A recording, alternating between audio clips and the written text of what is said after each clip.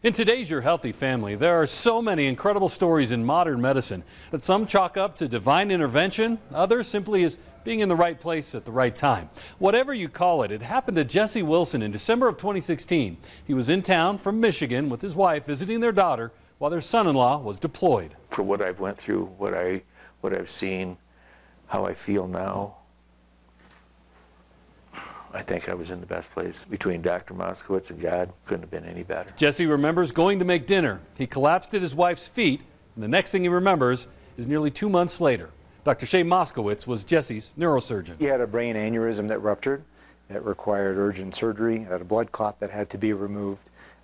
People who have that problem are often very, very sick. Jesse's aneurysm broke. Was better to be treated surgically. The biggest piece was how much blood he had in his head that had leaked from the aneurysm that had to be evacuated. And so with a combination of removing the blood, removing the bone flap to release the pressure and treat the aneurysm, it was clipped at the same time. At the time, Dr. Moskowitz had only been at Memorial a little less than 2 months. So part of it is luck, part of it is fortune. Everybody has their own way of reconciling that. He couldn't have done anything differently than what he did, and because of that, he is standing here today. Jesse's doctors back home in Michigan are quick to recognize the quality of care Jesse got here in the Springs. I hear him say, you know, most of the patients we see at this point in time are not able to stand.